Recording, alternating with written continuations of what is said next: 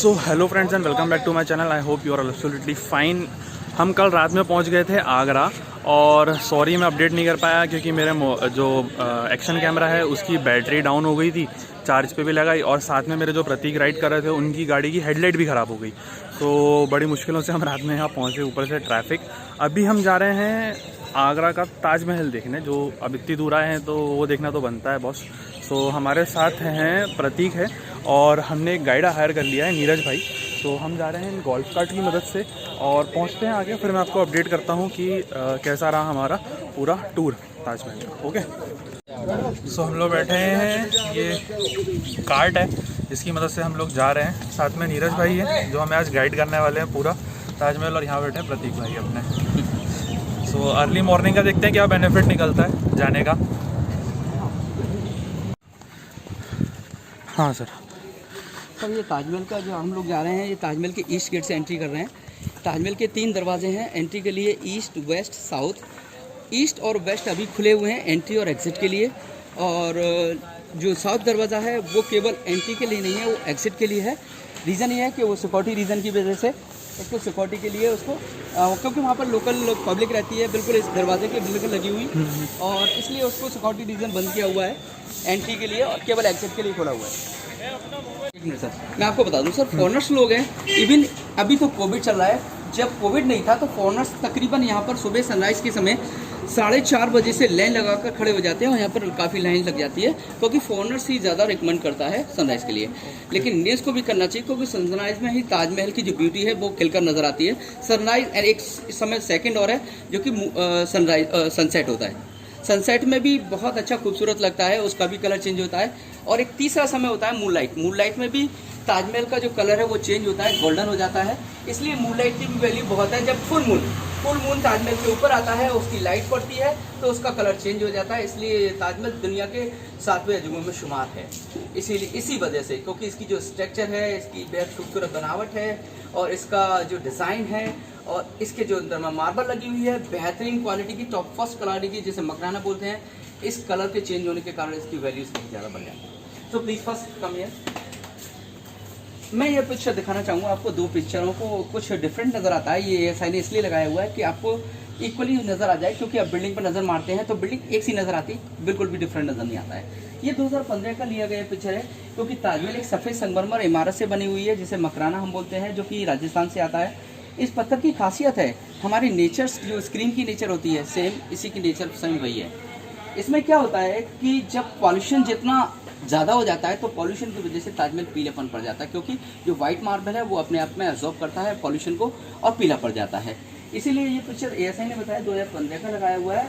जब इसको साफ़ नहीं किया गया था उससे पहले लिया गया। उसके ठीक 3 साल के बाद जब इसको क्लीन कर दिया, मड का मतलब मुल्तानी मिट्टी लगाकर क्लीन कर दिया गया, उसके बाद लिया गया 3 साल के बाद का पिक्चर है, तो आपको डिफरेंट नज़र आएगा। क्योंकि ऊपर का हिस्सा अभी टॉप वाला क्लीन नहीं हुआ है, और इसलिए आपको उसमें पीलापन नज़र आ रहा होगा, नीचे वाला एरिया वाइट आपको नज़र आ रहा होगा। तो ये क्लीन किया जाता है मड पैक। मड का मतलब होता है मुल्तानी मिट्टी। जो मुल्तानी मिट्टी होती है उसका लेप लगाया जाता है, उसमें कोई केमिकल नहीं यूज़ किया जाता है। उसका लेप लगाकर रखते हैं 1 टाइम के लिए, जैसे कि 7-8 महीने के लिए, 1 मिनट को। उसके बाद क्लीन किया जाता है, वॉश किया जाता है सर्फ और सोप से, और उसके बाद क्लीन हो जाता है, और इस तरह से ही निकलकर वाइट निकल कर आ जाता है। ऐसे ही करके धीरे धीरे करके पूरे ताजमहल को 3 या 4 साल लग जाते हैं, और 3 साल के बाद का ये पिक्चर आप देख रहे हो, तो ये आपका देख रहे हो ऊपर का एरिया साफ नहीं हुआ, तो ये अंतर आता है पॉल्यूशन। ओके, मैं ये स्मारक इसलिए दिखाना चाहूँगा, ये आगरा के प्रमुख स्मारक हैं जो पिक्चर्स आप देख रहे हो। 6 स्मारक हैं देखने के लिए, लेकिन मोस्टली 4 ही पब्लिक देखती है। आगरा फोर्ट, फतेहपुर सीकरी, सिकंदरा, एतमादौला, ये सारे मुगल्स के समय के हैं, मुगल्स ने ही बनाए थे। ये आगरा फोर्ट है जहाँ मुगल्स रहती थी, मुगल फैमिली रहती थी। ये पहले का बना हुआ है, इसे बादलगढ़ के नाम से जानते थे, लेकिन बाद में मुगल्स के जो फैमिली है वो यहाँ रहा करती थी। ये सेकंड जो पिक्चर है फतेहपुर सीकरी का है। फतेहपुर सीकरी अंदर का पंचमहल वाला जो पार्ट है वहाँ का है। तीसरा पिक्चर है सिकंदरा, जहाँ पर अकबर का टूम है, अकबर का बॉडी को दफन किया गया था।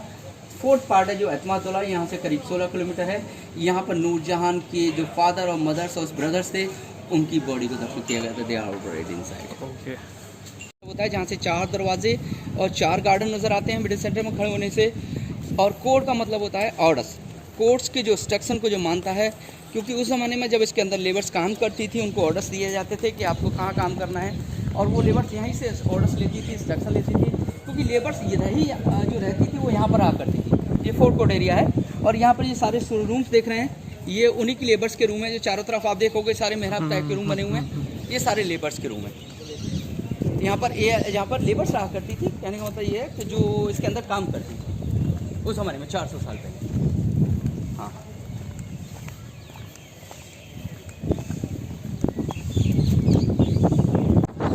ये शाही दरवाज़ा है जो कि एंट्री कर रहे हैं हम लोग शाही दरवाजे से।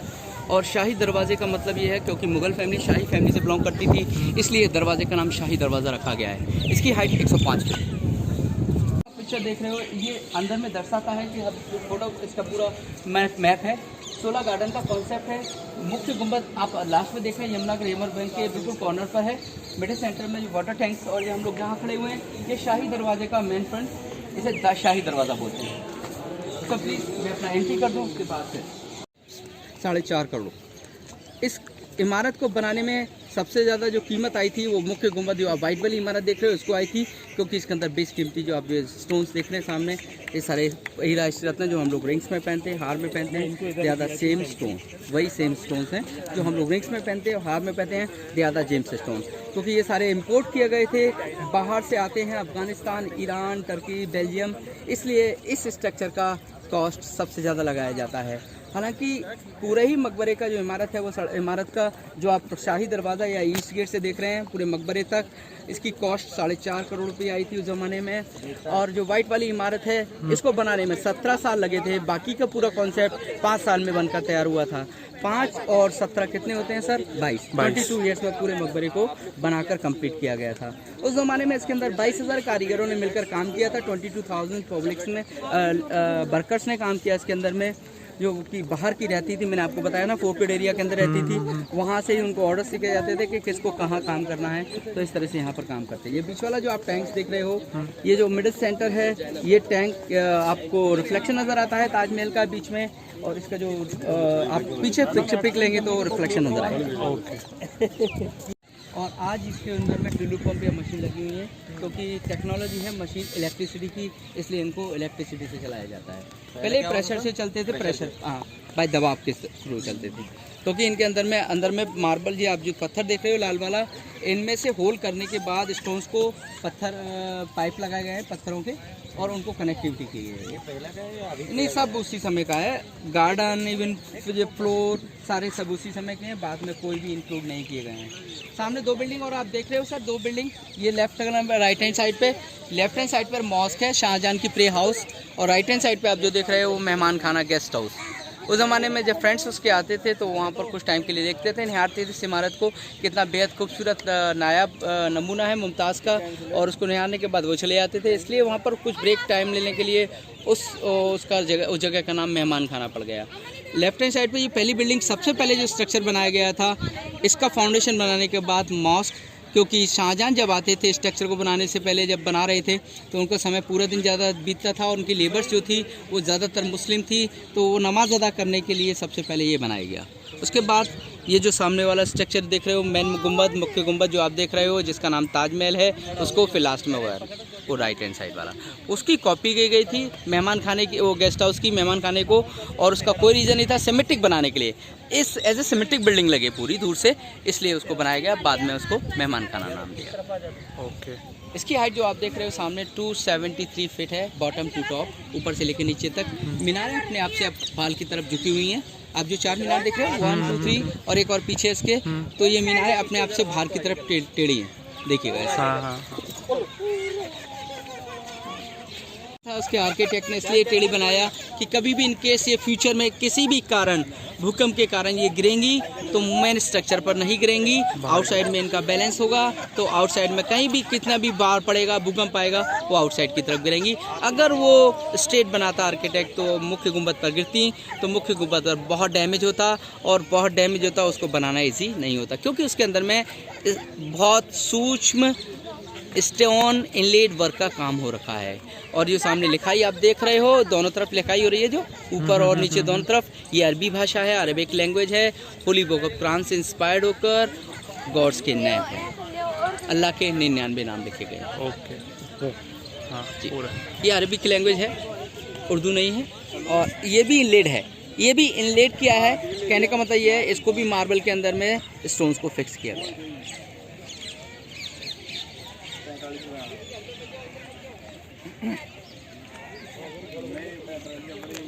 बेहतरीन कला का जो कि इंडो इस्लामिक आर्ट का नमूना है। इस वाली कला को बोलते हैं इनलेड। इनका मतलब है इसके अंदर में मार्बल के अंदर में स्टोन्स को फिक्स किया जाता है पत्थर के अंदर में, और तो इसको इनलेड वर्क बोलते हैं, पच्छेकारी हिंदी में। और ये दूसरा वर्क है, इसे बोलते हैं कर्व्ड। मार्बल को थिकनेस वाला स्टोन्स लेने के बाद उसके अंदर छेनी हथौड़ों से उभारा हुआ डिज़ाइन को उसको कर्व बोलते हैं। तो ये इसी के अंदर पेस्टेड नहीं है, इंक्लूड है। ओके, एक ही बात स्टोन में से बना है पूरा। सो बेसिकली व्हाट भैया सेइंग दैट कि ये जो है ये एक ही स्टोन में से कार्विंग करके बनाया गया है with the help of chisel and hammer. Okay, और ये सिर्फ ऐसा नहीं है कि यहाँ पर है, ये आपको काफ़ी ऊपर तक भी देखने को मिलेगा। ओके, और ये जो बिल्डिंग है it is not inside the Taj Mahal, ये उसके एडजेसेंट बिल्डिंग है। ओके, ओरिजिनल ताजमहल वो है। और जब इतनी बारीकी इस बिल्डिंग पे दी गई तो जस्ट इमेजिन कि मेन बिल्डिंग पे कितना ज़्यादा डेडिकेशन होगा काम का। व्यू पीछे से भी देखने को मिलता है, अगर आप देखेंगे तो देखिएगा हरियाली, ग्रीनरी, कहीं भी कोई कंस्ट्रक्शन नज़र नहीं आता है, क्योंकि ये सारा ASI के अंडर में आता है। इसको आप जो देख रहे हैं, हाँ, ज़्यादातर पीछे का हिस्सा। और ये पीछे आप जो देख रहे हो सामने एक लाल बिल्डिंग नज़र आ रही है, यहाँ से दूरी पर थोड़ी सी 1-1.5 किलोमीटर की दूरी पर वो आगरा फोर्ट है, जहाँ पर मुगल फैमिली रहा करती थी। शाहजहां को वहीं पर नज़रबंद किया गया था औरंगजेब के द्वारा, जब उसको अरेस्ट किया गया था, क्योंकि शाहजहां एक काले ताजमहल को और बनवाने वाला था, जो कि एक बहुत कॉस्टली स्ट्रक्चर भी था, बहुत कॉस्टली बिल्डिंग थी। लेकिन उसके बेटे ने मना किया और शाहजहां नहीं माने थे, क्योंकि शाहजहां ने इस इमारत को केवल मुमताज़ के लिए बनाया गया था, सफ़ेद वाली इमारत को जिसको बोलते हैं आप ताजमहल। अपने लिए काले ताजमहल का निर्माण करने वाला था, जो कि काले पत्थर से, और उस बिल्डिंग को बनाने में इससे 20 गुना पैसा खर्च होने वाला था। इसलिए शाहजहां ने उस ताजमहल को बनाने के लिए ऑर्डर्स दे दिए थे, और उसके बेटे ने उस समय पर रूलर्स जो हो चुका था उसने मना कर दिया। और मना करने के बाद जब शाहजहां नहीं माने तो उनको नज़रबंद किया गया आगरा फोर्ट के अंदर। आगरा फोर्ट से ही ताजमहल अपने लास्ट टाइम पर शाहजहां ताजमहल को निहारते थे। क्यों? क्योंकि वो चाहते थे कि लास्ट टाइम पर मुमताज़ के मकबरे को देखते देखते ही लास्ट में उनकी डेथ हो। ओके, और ये सामने जो आप देख रहे हो, शाहजहां वहाँ पर काले ताजमहल को बनवाना चाहता था, उसका स्ट्रक्चर तैयार कर दिया था, मतलब उसका फाउंडेशन, स्ट्रक्चर नहीं, फाउंडेशन, हाँ, फाउंडेशन उसका तैयार कर दिया। आप देख रहे फाउंडेशन है, मतलब नीचे का बेस तैयार कर दिया था, ऊपर का वो काम होने वाला था, तभी उसके बेटे ने उसको अरेस्ट कर लिया। तो ये अधूरा रह गया है, इसको बोलते हैं black foundation of Taj Mahal. Okay, so इस वक्त हैं हम लोग जस्ट नियर ताजमहल और पीछे। तो ठीक है, ओवरऑल एक्सपीरियंस काफ़ी अच्छा है, अच्छी जगह है, 7 वंडर्स ऑफ द वर्ल्ड में से है, इंडिया के लिए एक अच्छी चीज़ है। अब बस ये है कि हम इसे कितना बचा के रखते हैं। जैसे अभी हमको पता चला कि यहाँ पे फेंसिंग लगा दी गई है अब, जस्ट बिकॉज ऑफ रीज़न कि लोग जो हैं अब गार्डन में जाए बगैर मानते नहीं हैं। सो ये गलत है, लोगों को खुद थोड़ी अपनी रिस्पॉन्सिबिलिटी समझनी चाहिए, है ना। तो गलत है।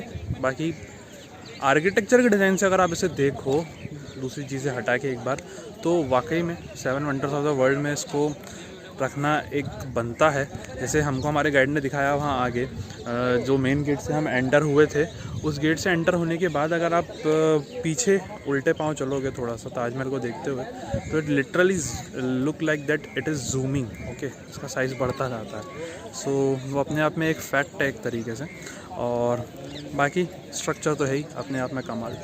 सो कुछ यहाँ के सिनेमैटिक शॉट्स में शेयर कर रहा हूँ, फ़ोटोज़ और सिनेमैटिक वीडियो। सो देखिए, और अगर वीडियो अच्छा लगे तो प्लीज़ इस वीडियो को लाइक करना, शेयर करना, सब्सक्राइब कर लेना चैनल को अगर अभी तक नहीं करा हो। और इसके बाद हम यहाँ से प्रोबेबली निकलने वाले हैं अम्बाला के लिए। तो ये तो हो गया हमारा Agra tour.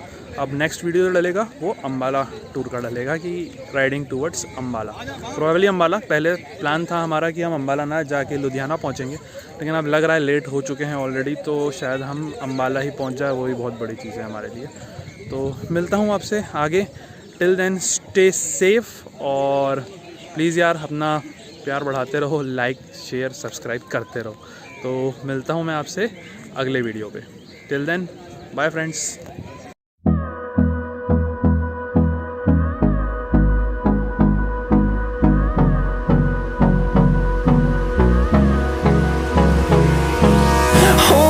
Close till I get up. Time is barely on our side. I don't wanna waste what's left. The storms we chase are leading us, and love is all we'll ever trust. Yeah, no, I don't wanna waste what's left. And on we'll go, through the wastelands, through the highways, till my shadow turns to sun rays. And on we'll go. कौन सा है? Cocoa. अरे एक minute रुकेगा sir, ये पानी ले लीजिए भैया, उसमें से भर लो। हाँ बॉटल में भर लीजिए, मैं भर लेता हूँ लाइन में। हाँ बोलिए आप बोलिए। ये अंगूरी है, हाँ, और ये कोकोनट है, ये रोज, ये शोल। ओके, ये शोल।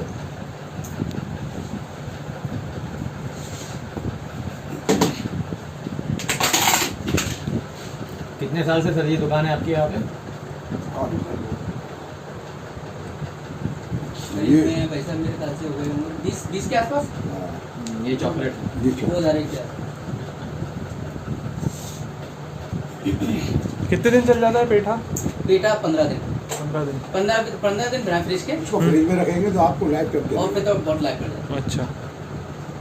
एक्चुअली ये दूध मिल्क वगैरह कुछ नहीं है इसमें, केवल इसका जो फल आता है, फल आता है, आपने सुना वो पंपकिन? हाँ, कद्दू, हाँ। पेठा कद्दू, हाँ, हाँ, हाँ, उससे बनता है।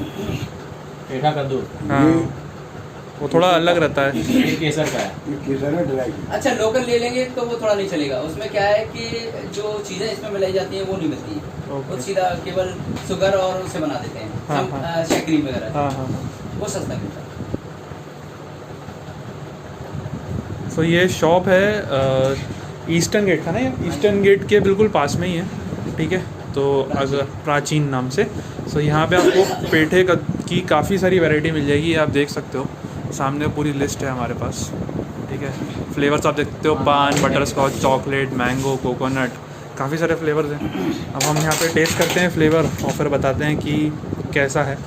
सो किसी को भी अगर आगरा आ रहा है, ताजमहल आ रहा है और पेठा लेना है तो डेफिनेटली यहाँ से ले सकते ये हैं। पान पेठा, इसमें ड्राई फ्रूट है और कुछ नहीं। खाना खाने के बाद इसको थोड़ा सा दे दीजिए, गोल्डन और ड्राई फ्रूट।